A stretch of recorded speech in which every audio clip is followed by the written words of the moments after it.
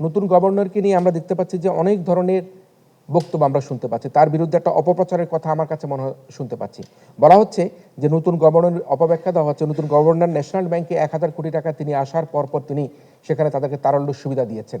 আসলে এই তথ্যটি মোটেই সঠিক নয়। নতুন গভর্নর তিনি দায়িত্বভার গ্রহণ করেছেন ২৬ তারিখে এবং আমরা দেখেছি যে ৯ তারিখে এই ন্যাশনাল ব্যাংক এবং এবি ব্যাংকে ১,০০০ কোটি টাকা করে ২,০০০ কোটি টাকার অনুমোদন দেওয়া হয়েছে। ১১ তারিখে ২৫০ কোটি টাকা সে তারল্য সুবিধা প্রদান করা হয়েছে এবং ১৫ তারিখে নতুন গভর্নর ২৬ তারিখে নিয়োগ পাবার পূর্বে ১৫ তারিখে বাকি ৭৫০ কোটি টাকা করে ১৫০০ কোটি টাকা এবি ব্যাংক এবং ন্যাশনাল ব্যাংকে প্রদান করা হয়েছে।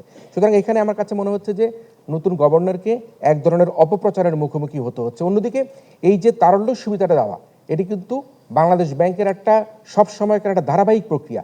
সে ধারাবাহিক প্রক্রিয়ার অংশ হিসেবে আমরা কি দেখেছি? আমরা দেখেছি ৫ই আগস্টের পরে অনেকগুলি ব্যাংকে মোস্তাকুর রহমান তিনি গভর্নরের দায়িত্ব পাওয়ার আগেই আমরা দেখেছি যে প্রিমিয়ার ব্যাংকে ৫,০০০ কোটি টাকা, Exim bank, first security bank, ইসলামী ব্যাংক, এসআইবিএল, গ্লোবাল ইসলামী ব্যাংক, ইউনিয়ন ব্যাংকে ৪০,০০০ কোটি টাকা তারল্য সুবিধা দেওয়া হয়েছে। অর্থাৎ ৫ই আগস্টের পরবর্তী সময়ে ব্যাংকগুলোকে ৫১,০০০ কোটি টাকা তারল্য সুবিধা প্রদান করা হয়েছে, যেটি নতুন গভর্নর মোস্তাকুর রহমান দায়িত্ব পাবার আগেই এই তারল্য সুবিধা প্রদান করা হয়েছে।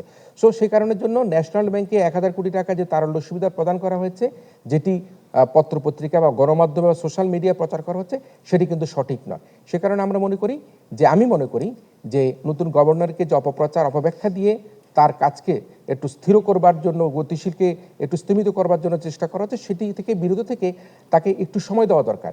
এখনই কিন্তু নতুন গভর্নরকে নিয়ে তার কর্মপরিকল্পনা, তার চিন্তা ভাবনা সব কিছুকে নিয়ে কিন্তু এখন আমাদের বলবার সময় আসেনি। আমরা আশা করব তিনি একটা সুশাসন যদি কায়েম করতে না পারেন, তিনি আর্থিক খাতে শৃঙ্খলা ফিরিয়ে আনতে না পারেন, ব্যবসায়ীদেরকে যদি আস্থায় না আনতে পারেন, তখন আমরা নতুন গভর্নরকে সমালোচনা করব। সে কারণের জন্য এই মুহূর্তে ন্যাশনাল ব্যাংকে ১,০০০ কোটি টাকা তার আমলে এসেই একদিনের মধ্যে দিয়ে দেওয়ার যে অপপ্রচার অপব্যাখ্যা, এটি যদি চলতে থাকে তাহলে কিন্তু এটি হবে তার জন্য একটা অবিচার, তার প্রতি অবিচার করা হবে।